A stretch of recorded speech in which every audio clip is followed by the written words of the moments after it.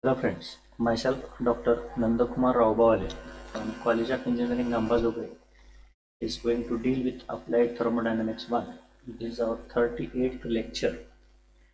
In the previous lecture, we have discussed about Introduction to Steam Condenser, classification of steam condenser, comparison of jet condenser with the surface condenser.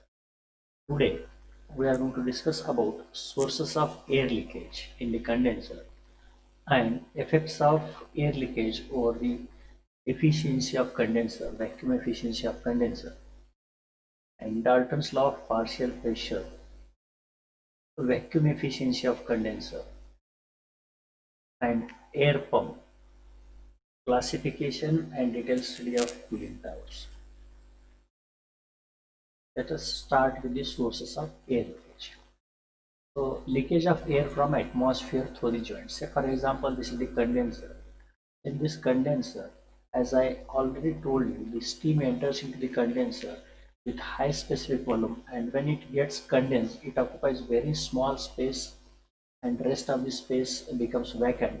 So vacuum is created. Due to vacuum, the pressure inside the condenser is below the atmospheric pressure. Atmospheric pressure is higher than the pressure in the condenser cell. So wherever if there is a minor leakage, so because of minor gap or leakage through the joints, so the atmospheric air enters into the condenser. As the pressure inside the condenser cell is below the atmospheric pressure, so air leaks from atmosphere into the condenser. This is the first most important cause through which air enters into the condenser. Second one is air is dissolved in feed water. So initially we are supplying water to the boiler, and this water gets converted into the steam, then it is passed into the turbine, and then it is expanded, and then this steam comes into the condenser. So when this boiler is supplied with the feed water, so feed water F, feed water which is supplied to the boiler itself contains air mixed with it. So air which is dissolved in the water enters into the boiler, and it moves along with the steam generated in the boiler. It enters into the turbine, and at the end it comes into the condenser. When it comes into the condenser, steam gets condensed, but air does not get condensed. So that creates the problem. So presence of air which is dissolved in the feed water is one of the source of air into the condenser. Third one is in jet condenser, air with cooling water is also going to enter. In jet condenser, so steam, in case of jet condenser, steam and cooling water, steam and cooling water are going to mix with each other. Directly they are going to mix. So the steam also carries air with it, and cooling water also carries air with it. So therefore, in case of jet condenser, the quantity of air present into the condenser is going to be more, because there are two sources. One is from along with the cooling water, one is along with the steam. But in case of surface condenser, steam does not mix with the cooling water. Therefore, the quantity of air present in surface condenser is less. That is, vacuum efficiency of surface condenser is more. Then effects of air leakage. What happens if air is present into the condenser? Very first, low thermal efficiency. So thermal efficiency gets reduced. Why? Because the back pressure increases. So as the back pressure increases on the prime mover in the sense turbine. So if the back pressure increases, the scope for expansion of steam gets reduced. Say for example, we can expand it from P1 to P2. So if back pressure is higher, we can expand it in between somewhere, P1 to Px.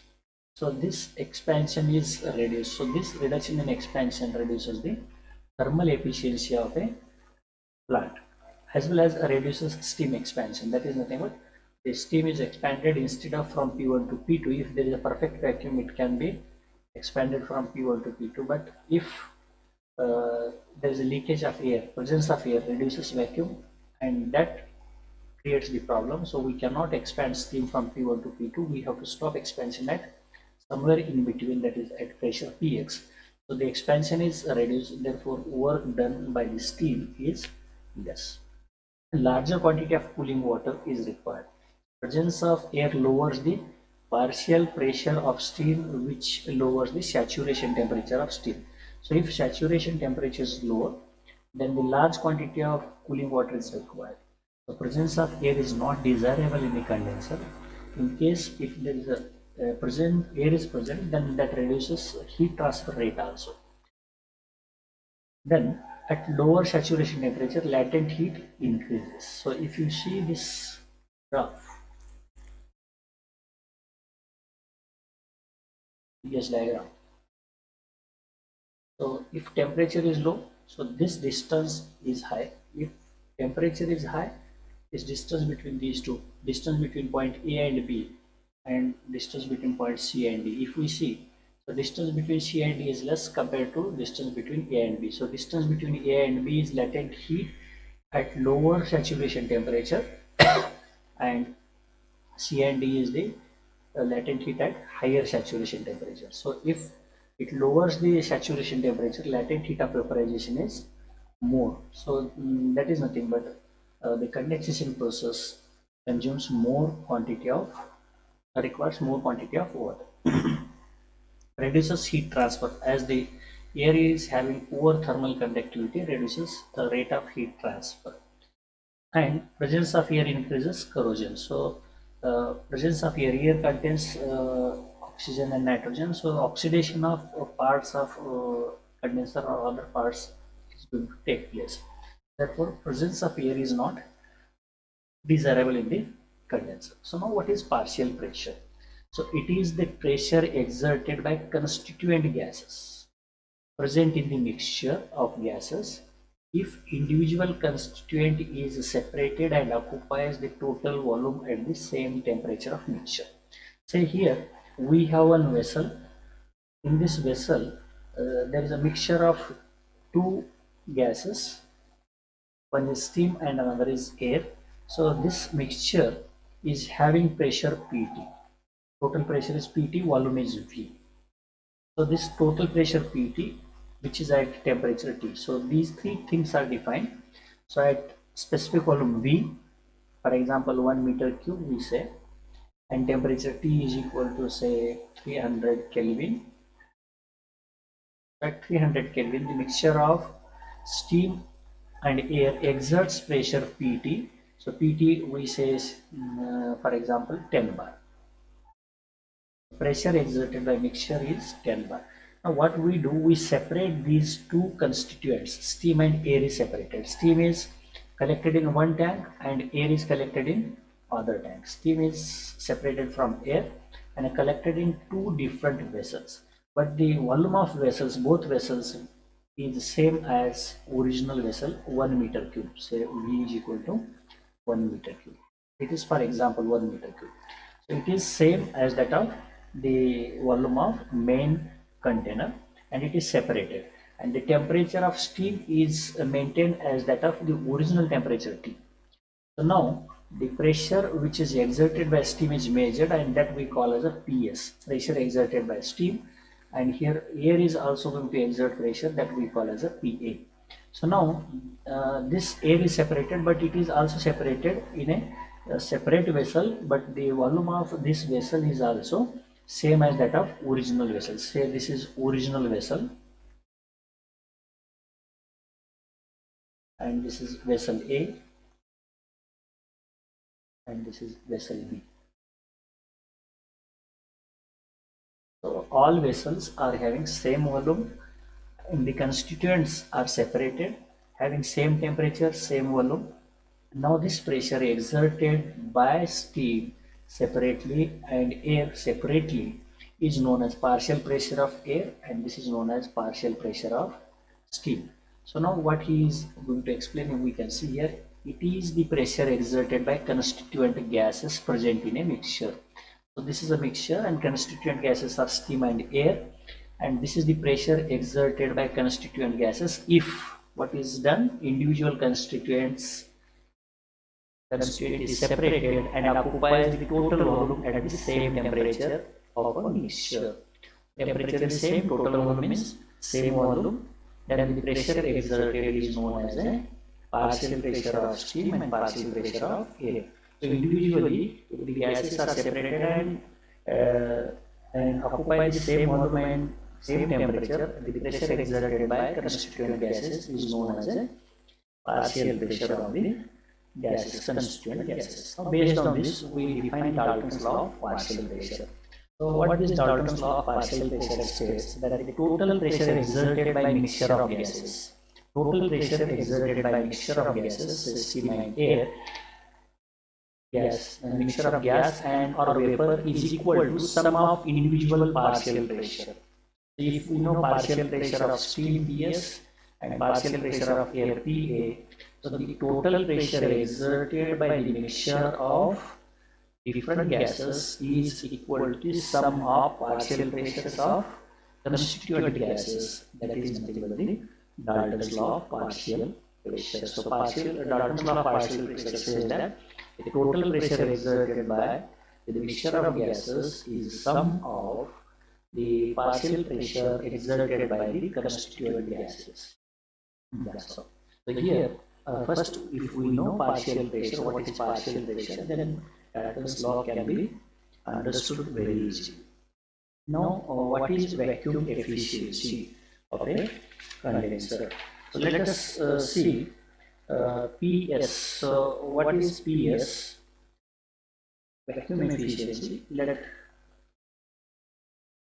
PS be the saturation pressure of steam. PS the saturation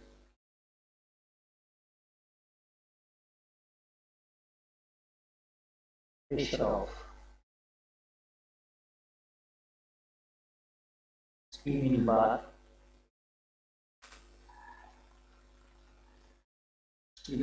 corresponding to temperature of water.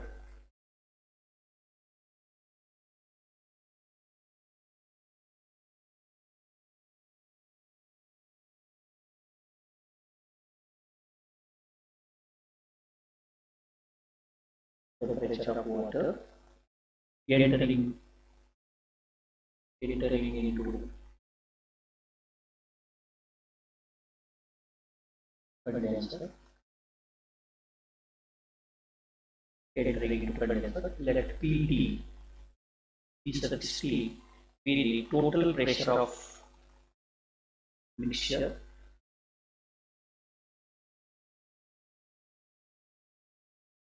total pressure of air and steam condenser, then total pressure PT is represented as PA plus of PS. Now let this PB, P suffix B, be the atmospheric pressure.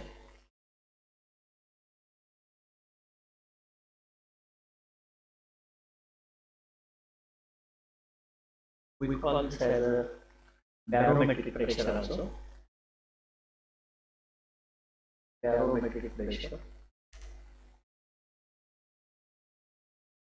because this is used to be barometer. Pressure is measured using barometer.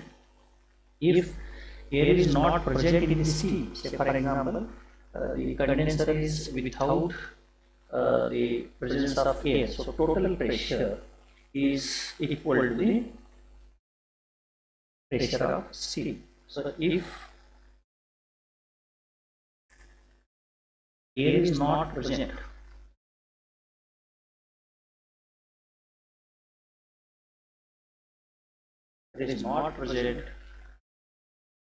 in the steam,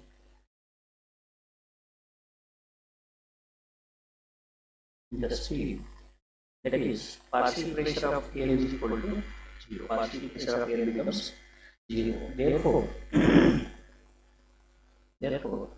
the ideal vacuum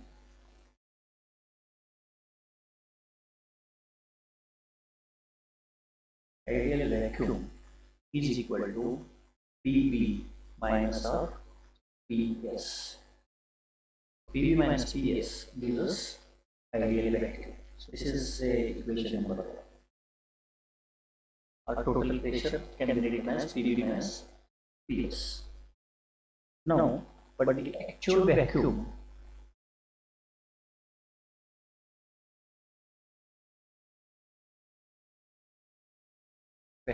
is given by PV minus of PA plus of PS. What happens? We cannot deny that the air is not present in the condenser. As we have studied different sources of air, so air enters into the condenser. So the presence of air is there. So therefore we cannot say that the partial pressure of air is 0. Some quantity of air is going to be there. So ideally thinking, if there is no leakage of air, if air is not present in the condenser, then partial pressure of air becomes 0. But in practical life, in actual practice, air enters into the condenser. So the partial pressure of air is to be considered. Therefore, the actual vacuum is PV minus of PA plus PS. So now the vacuum efficiency is defined as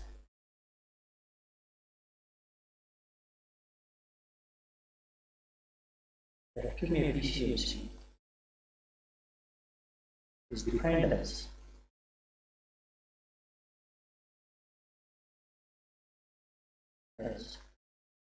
the ratio of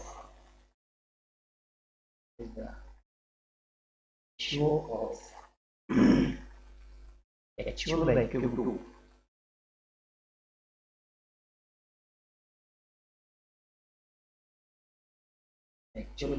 to ideal vacuum.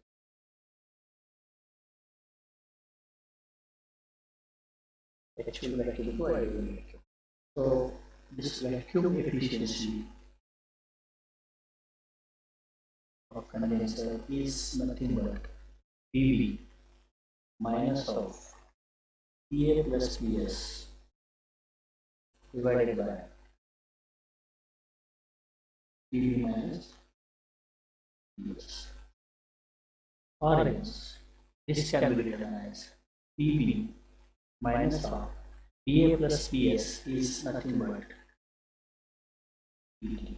This can be written as total pressure PT divided by PV minus PS into 100. So this gives us the vacuum efficiency of condenser.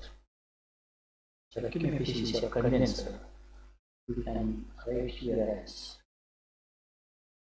PV minus PA PV minus PA plus of PS full divided by PV minus PS into 100 percentage or volumetric efficiency vacuum efficiency of condenser is given by PV minus of PT divided by PV minus PS into percentage. So this is the equation for vacuum efficiency of a condenser. Higher is the vacuum efficiency, larger will be the expansion and overall efficiency of plant will increase. Now coming to the condenser efficiency. What is this condenser efficiency? Say here this is the condenser. So in this condenser, cooling water enters this condenser. So the tube comes out. So temperature of water which enters into the condenser is TWI and TWO is the temperature of water coming out of this condenser. So cooling water enters into the condenser and comes out from the condenser. So from top here steam enters at steam temperature Ts and comes out from this condenser at some temperature condensate TC. So now this condenser is used. So the temperature of steam can be reduced to the condenser temperature. This condenser temperature may be equal to the water inlet temperature. Lowest temperature of condensate TC may be equal to water inlet temperature if this condenser works perfectly. But actual temperature of condensate is not equal to the temperature of water. So this water temperature is increased from inlet to outlet. So the increase in the temperature of water and the reduction in temperature of water, sorry. So this temperature of water can be increased up to the temperature of steam. So this water which enters into this condenser is going to get heated, and that can be increased up to temperature of steam, but actually it comes at a lower temperature. So the ratio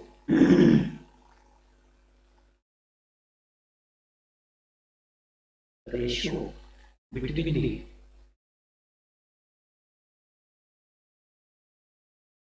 the rise in temperature of clean water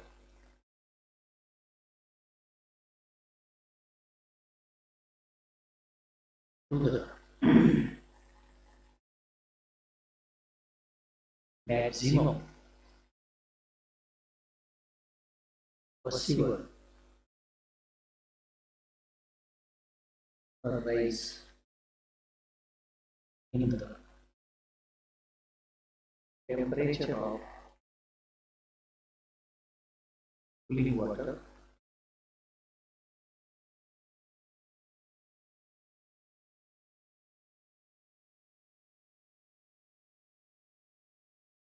is known as condenser efficiency.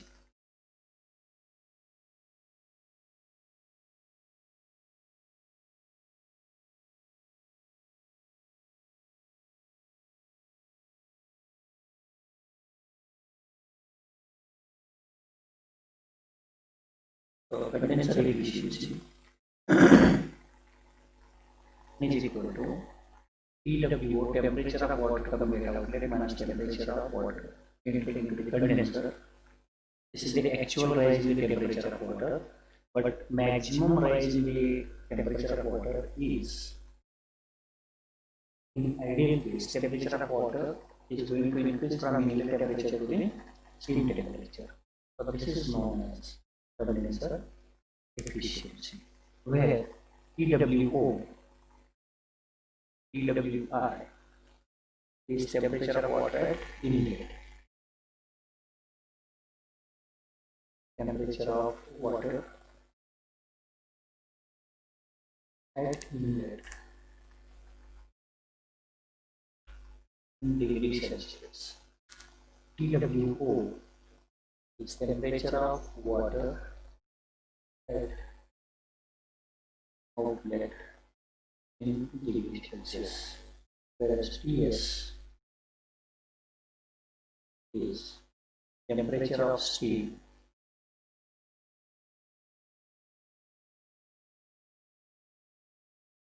in degrees Celsius.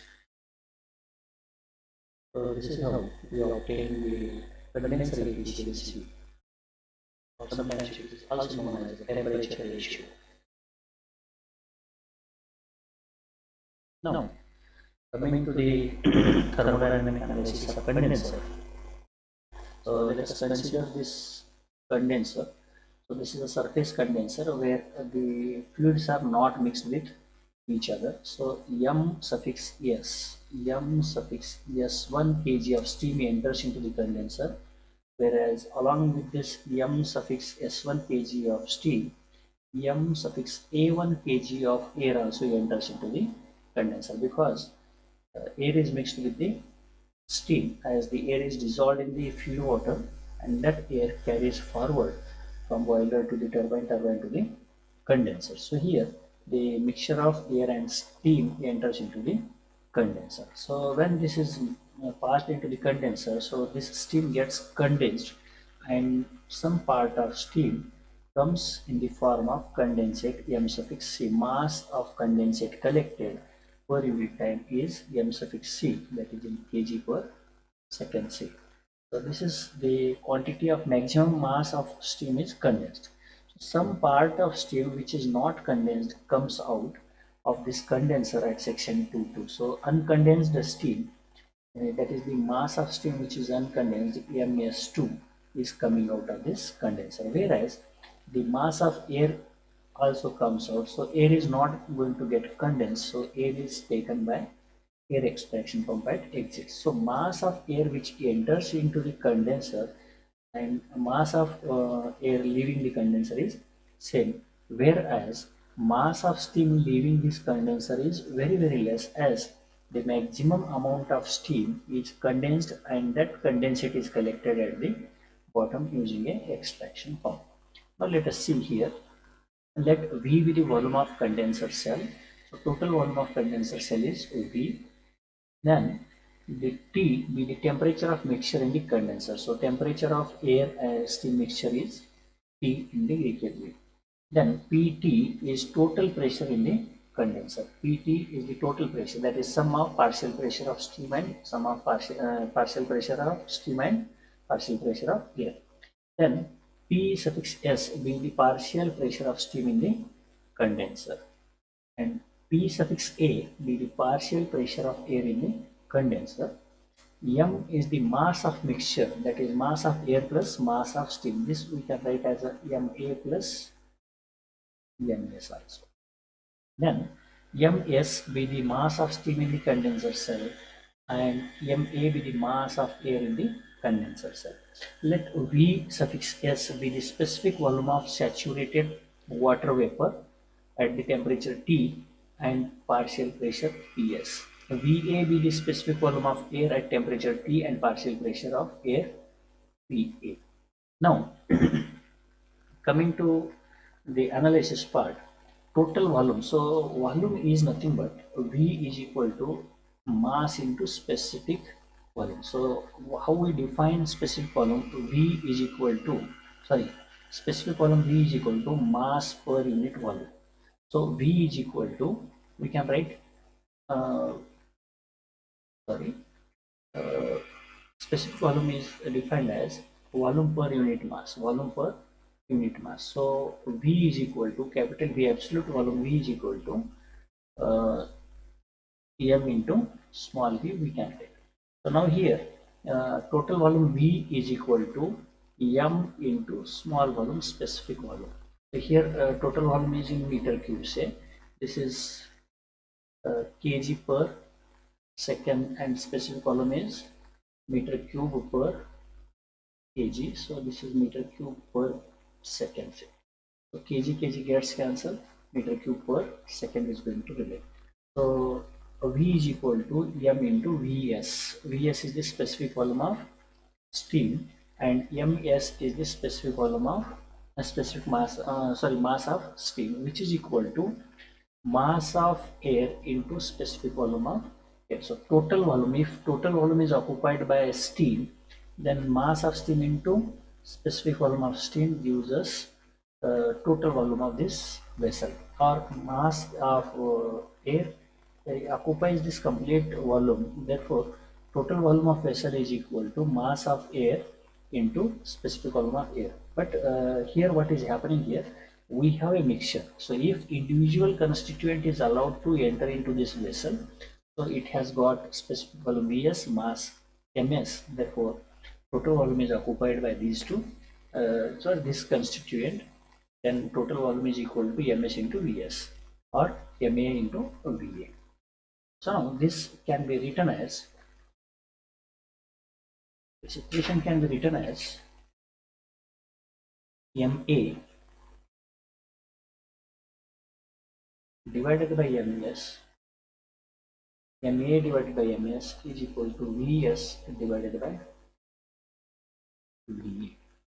The mass of air per meter cube of condenser cell. If we want to find out mass of air, just taking this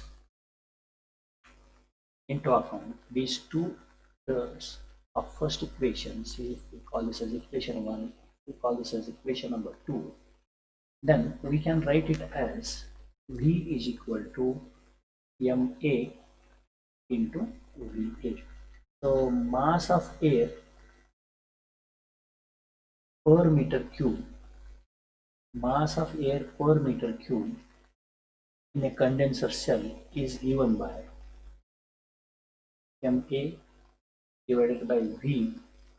MA divided by V is equal to 1 over VA.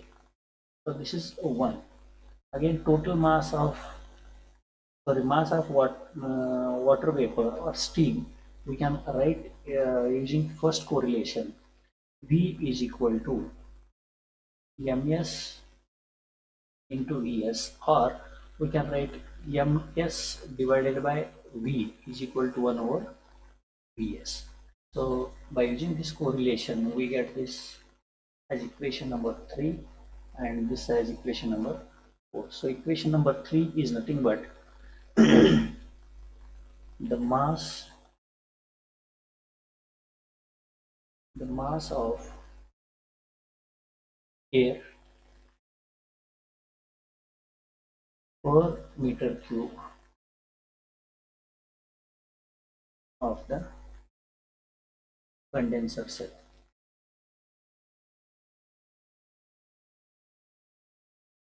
Whereas equation number 4 represents the mass of water vapor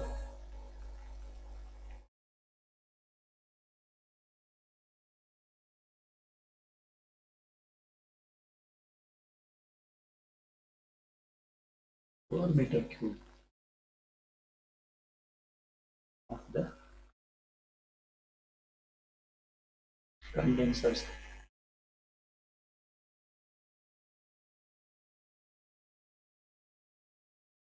The total mass of mixture in the condenser is given by total mass of mixture M, total mass of mixture is given as M is equal to MA plus of MPS. So we call this as equation number 5. So this equation number 5 can be written as MA is taken common 1 plus MS divided by MA, or this can be written as MS. If MS is taken common, then we can write it as 1 plus MA divided by MS. So 1 minus A, or this can be written as MA into 1 plus of MS divided by MA. If we see here, MS divided by MA can be written as VA divided by EBS. So reciprocal of this. MS divided by MA from equation number 2. We can see here MA divided by MS is given. We want MS divided by MA. So VA divided by VS. We can write here as VA divided by VS, which is equal to MS 1 plus of MA divided by MS is VS divided by VA. So this can be called as equation number 6. This is equation number 6.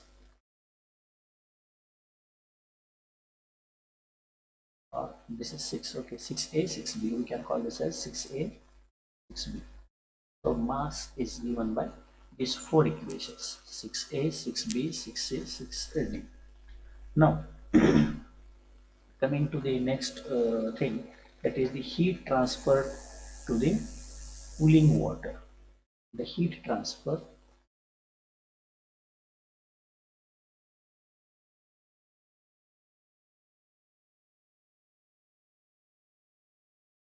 cooling water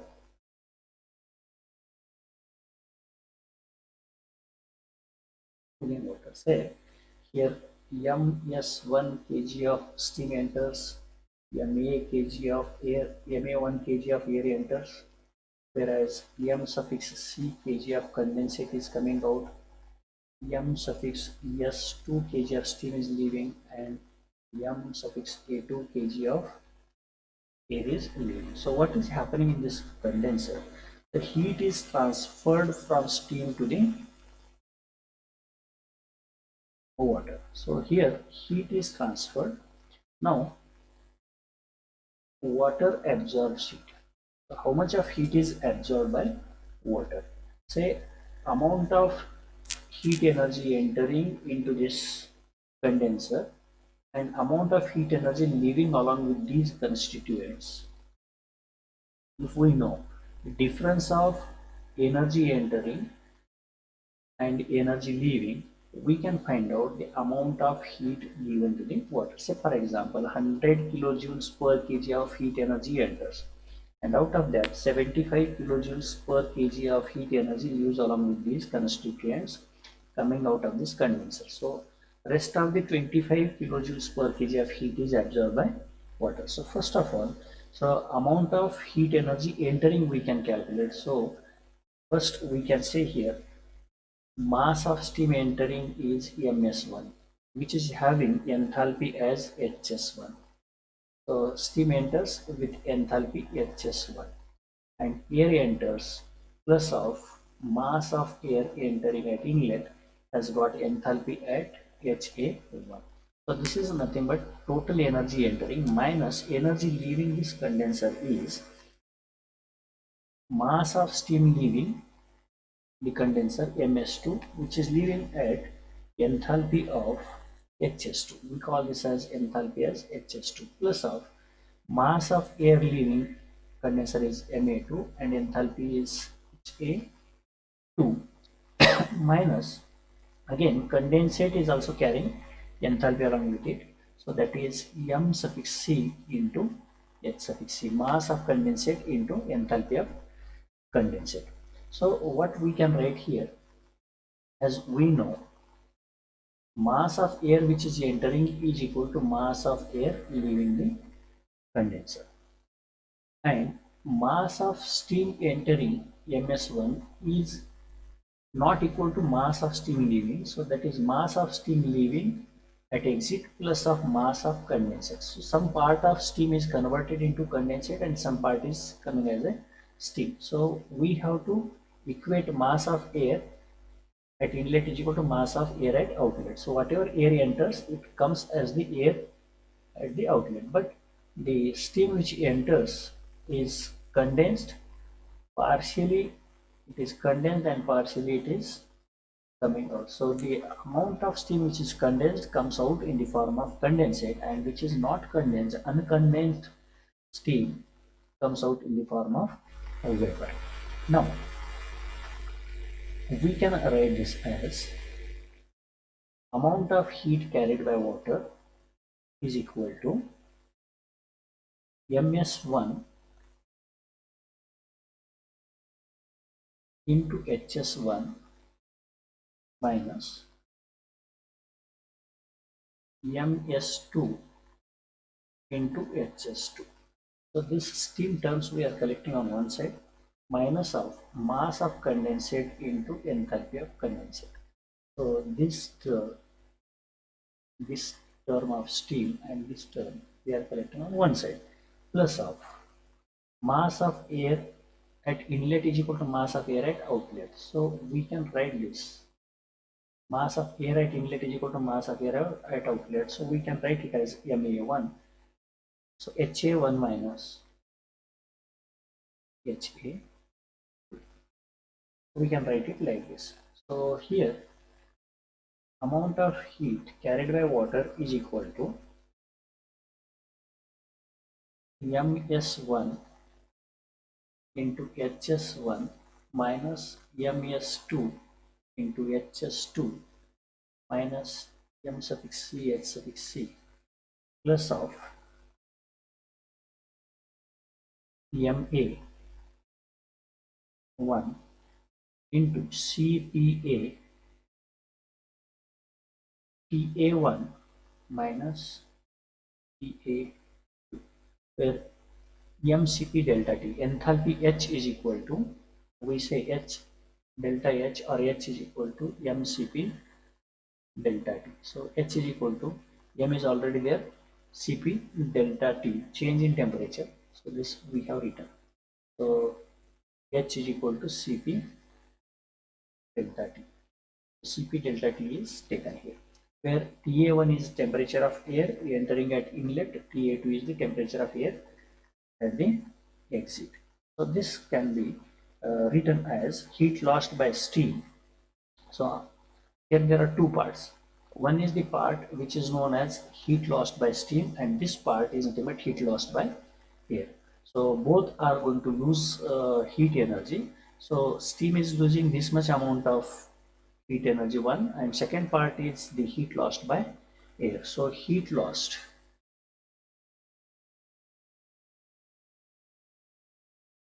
by steam, heat lost by steam is equal to ms1 into hs1 minus ms2 into hs2 minus m suffix c into h suffix c. This is nothing but heat lost by steam, and heat lost by air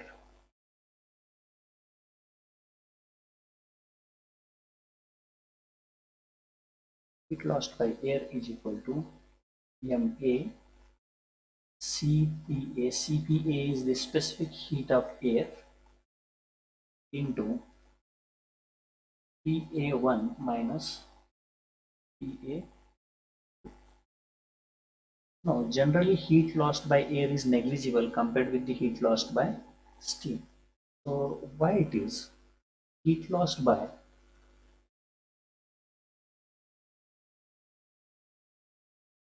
air is very small, is very small than heat lost by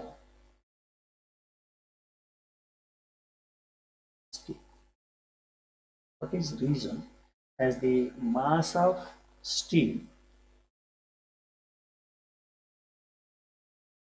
is very high and mass of air is very small. So here the mass of steam entering is approximately equal to the mass of condensate. So mass of steam is equal to mass of condensate, but mass of air is very less than mass of steam. Therefore heat lost by air is very small. Therefore for all practical purposes we neglect the heat lost by air. So this second term is generally neglected. Heat lost by air is neglected as it is very small. Now for all practical purposes we can write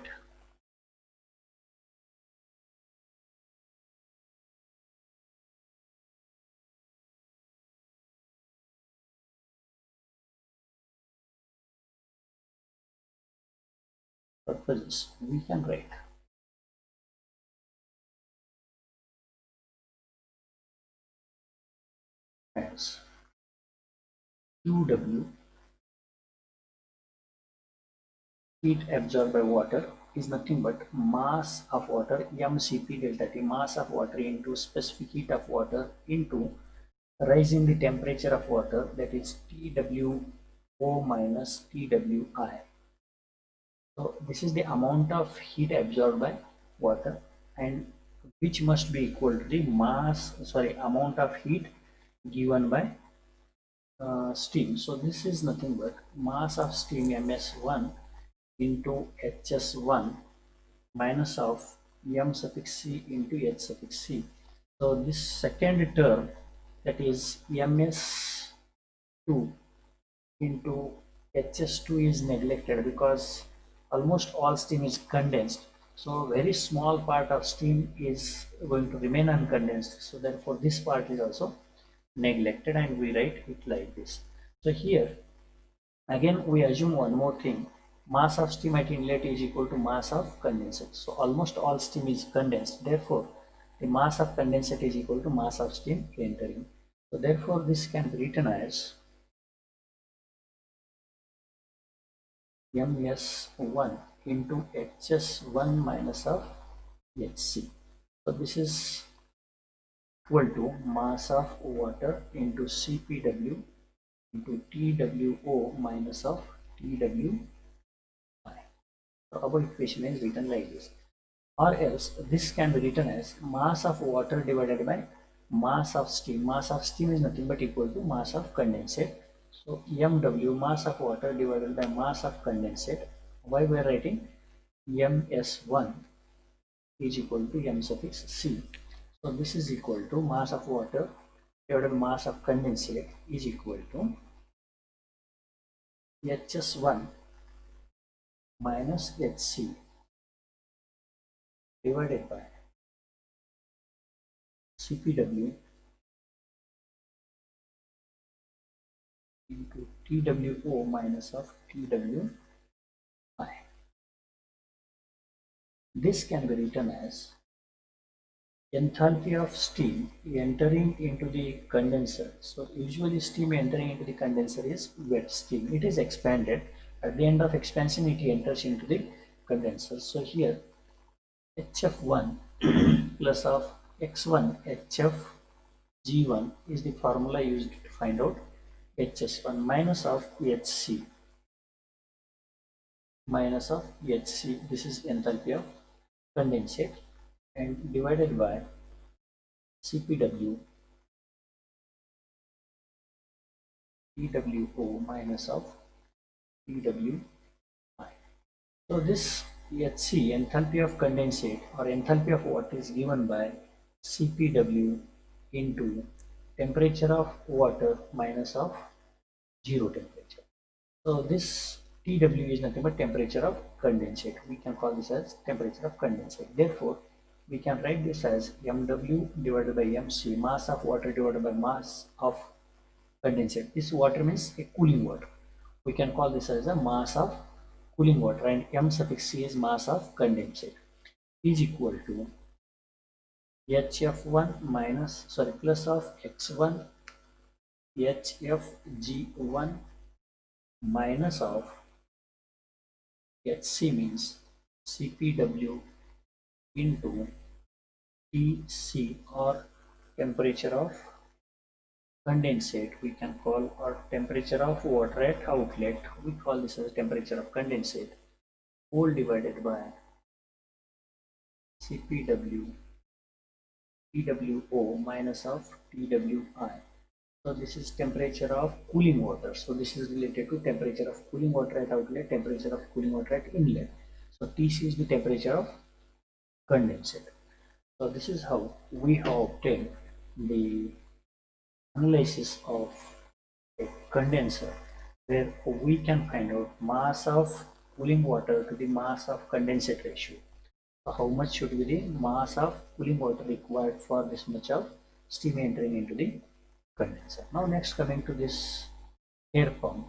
So what is the air pump? It is a device which maintains vacuum in the condenser. So it is nothing but the pump which sucks the air and maintains the vacuum. It maintains vacuum in condenser as nearly as possible equal to corresponding the exhaust steam temperature by removing air from condenser. So function of air pump is to remove air from the condenser. So air is coming from three sources. One is air mixed with the water, feed water that comes into the condenser. Second one is the air entering into the condenser from the leakages. Or third, if it is jet condenser, then the cooling water and steam are going to get mixed, and that air is also present into the condenser, and that air has to be removed. If air is removed, then vacuum will be maintained. If vacuum is maintained, then there is a large scope for expansion of steam, and which enhances the overall efficiency of plant.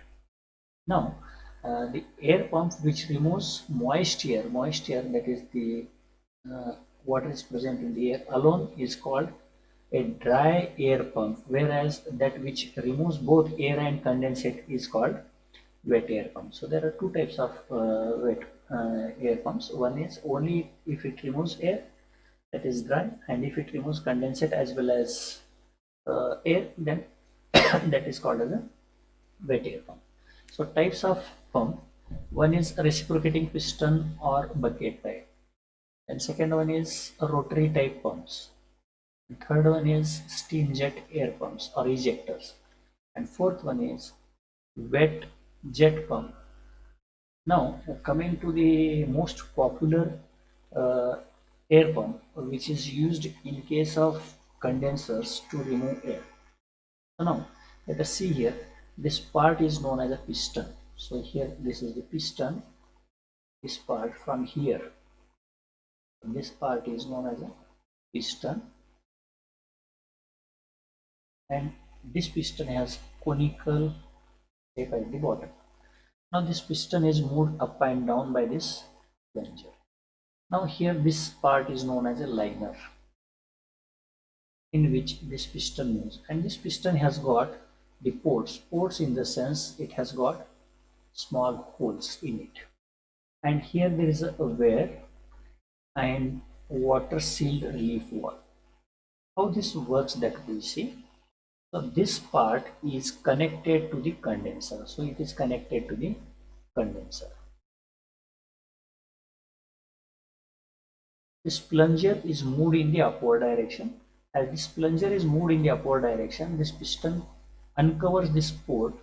As soon as it uncovers this port, here vacuum is created. So this air enters into this space below it.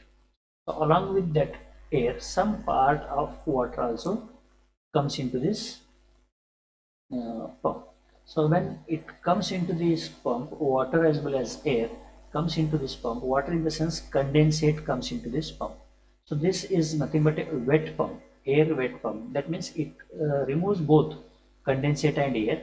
So condensate and air comes below this piston. Piston moves in the upward direction. As it moves up to this level, so the condensate enters into this system, and the reverse motion of this piston starts to increase pressure into this, and as it starts to increase pressure into this cylinder, so air is starting to rush through these ports, and that air is moving in the upward direction through this wear. So this is nothing but a non-return valve, and air moves in the upward direction by lifting this valve. Valve gets open. As this piston moves in the downward direction, air is going to rush into this upper part of this cylinder, whereas the water which is present here, because of gravity, it remains at the bottom, and as this plunger moves in the downward direction, this water is forced into this water sealed relief valve. So this water comes out from this.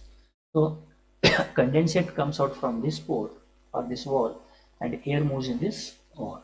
So here air and water are separated, or condensate are separated as well as are removed from condenser. So here condenser is connected. So as piston moves in the upward direction, the condensate and air enters into this pump. As this piston moves in the downward direction, so pressure increases. As soon as this piston closes this port, so pressure increases, and because of increase in pressure, air which is below this piston has got a provision, and from this port this air moves in this upward direction, and this water which is collected at the bottom because of conical shape is forced into this relief valve and water relief valve. This water is discharged from this pump. Again, this moment of piston, up and down moment of piston, reciprocating motion, is going to suck air water, and it separates air as well as water. So this is known as a Edwards reciprocating pump, and which is most popular pump used in uh, thermal power plants. Now, cooling towers. What is this cooling tower? Now we have seen a boiler where steam is generated, and steam is expanded in this turbine. Then this steam is passed into the condenser, and this condenser, when steam is passed, condensate is collected. And to cool this steam, the water is passed at TWI inlet temperature, and it comes at TWO. This water which comes out has to be recirculated. So this higher temperature water has to be cooled, and again it has to be recirculated. Therefore this water, a cooling water which is passed into the condenser, becomes hot water and is passed through a structure, building like structure, a tall structure, in presence of air, it is sprayed in presence of air, and this water is sprayed from this structure and air is passed from bottom. So at the bottom again this water is collected and this is recirculated.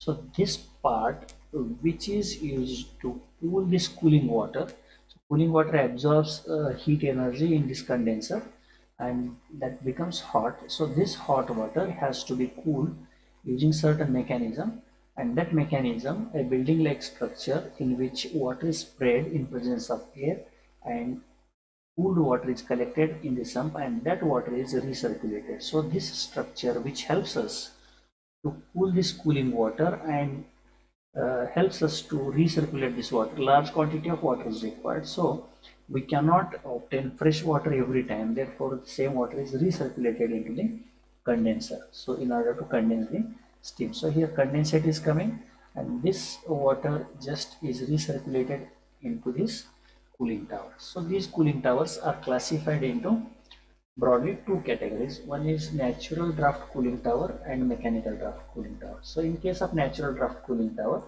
air which is passed in this cooling tower is passed or is moved because of pressure difference naturally.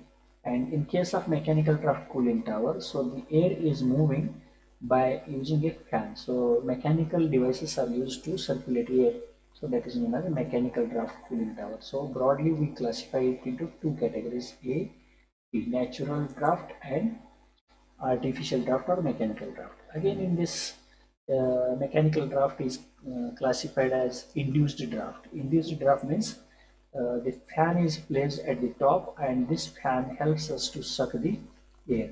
So it induces air to move into the cooling tower. Fan is placed at the top. So again it has got counterflow cooling tower. So air moves in the upward direction, water moves in the downward direction. So direction of movement of both the fluids is in opposite direction, then we call it as a counterflow cooling tower. Then parallel flow cooling tower. So water comes from top to bottom, air also comes from top to bottom, that is called as a parallel flow. And cross flow cooling tower, air moves in a horizontal direction whereas water moves in the vertical direction. Water comes from top to bottom and air moves from left to right or right to left. So this is cross flow cooling tower. In case of forced draft, the fan is not placed at the top, fan is placed at the bottom. So here fan is placed and this fan forces movement of air into this cooling tower. So this is nothing but a forced draft cooling tower that we will be discussing in detail. Now natural draft cooling tower, we can see here this is a hyperbolic profile structure, a large structure or huge concrete structure where this hot water coming from condenser is sprayed and the air is moved from bottom to the top because of the density difference. So here the structure has got a reduced cross section, and because of reduced cross section the velocity increases and pressure gets reduced. Another thing is there will be difference in the density. So hot air has got low density and cold air has got high density. So cold air enters at the bottom. When air comes in contact with the hot water, then density of air gets reduced and low density, that is hot air having lower density, moves in the hot air moves in the upward direction because it has got low density. So low density air moves in the upward direction and fresh air which is having high density which is in atmospheric air which is cold enters into the bottom. So this is called as a natural draft cooling tower. So major disadvantage of this natural draft cooling tower is the flow of air cannot be regulated and it depends on the climatic conditions. So if the temperature of surrounding is higher, hot temperature, so air which enters into this cooling tower is hot, so density difference will be less, and at such conditions circulation of air gets reduced. In case of winter, the cold air has got low temperature. As soon as it enters, it becomes hot, and this hot air moves rapidly upward, and this cold air, fresh cold air enters. So circulation of air is more in winter as well. In case of summer, the circulation of air gets reduced. So actually circulation of air in summer required is more. So this is a major disadvantage of natural draft cooling tower. So again, natural draft cooling tower has got counter flow, cross flow cooling towers. Then induced draft cooling tower, as I told you, the fans are placed at the exit and water is sprayed into this. So it has got some fill material over which water is spread, and as this fan is going to suck air, so air from bottom of this cooling tower enters in the upward direction, thereby cooling this water. So how this water is cooled in this cooling tower? Say for example, water droplet is going to fall from top to bottom. So as this water droplet is hot, comes in contact with the air. So when it comes in contact with the air coming from bottom just comes in contact with this water droplet. So this water droplet, which is hot, the core of this water droplet, inner part of this water droplet is cooled. How? So this outermost layer absorbs latent heat of vaporization from inner part of droplet, and this small very thin layer of water droplet gets evaporated.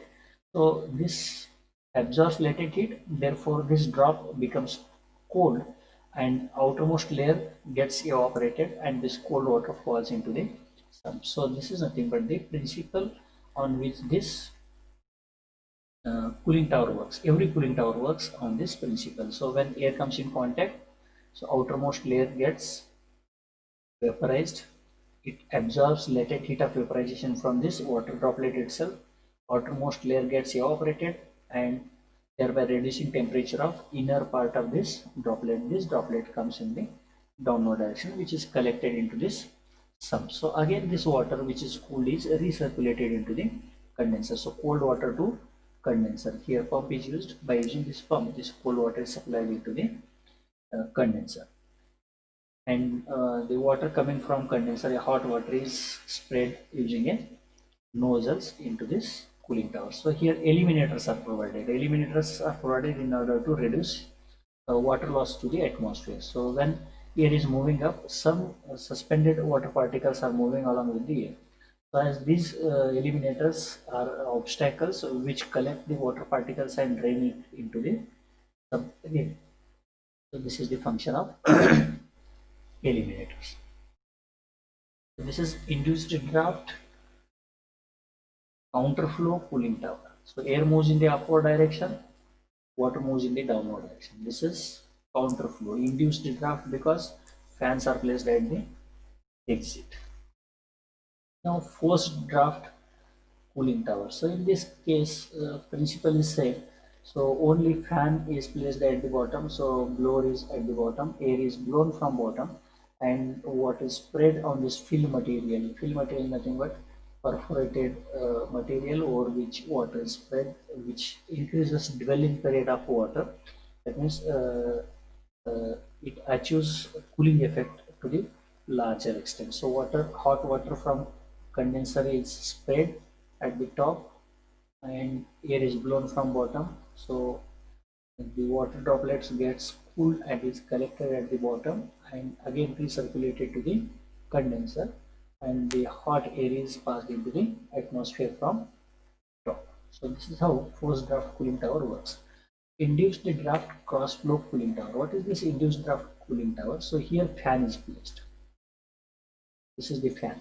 So this fan sucks the air, and here there is a basin. We call this as a distribution basin, and the water from condenser is poured into this basin, and this basin has got nozzles. So these nozzles spray water on this fill material. Fill material is nothing but the wooden planks or fiber planks perforated material over which water is sprayed. So this surrounding area enters into this fill material because this suction is created, and this air crosses this water droplets. So that's why it is called as a cross flow cooling tower. So advantage of this cross flow induced draft cooling tower is the flow rate of air can be arranged. So this blade angle can be changed, and the increase or decrease in the mass flow rate of air can be achieved, which is not possible in case of natural draft cooling tower. So here again the cold water is collected at the bottom in the sump, and this cold water is again recirculated to the condenser. Hot water comes in this top basin, again it is dropped. So here this is known as a induced draft cross flow cooling tower. So with this we have covered the theory part of condenser and cooling tower. In next class onwards we will be starting with numericals.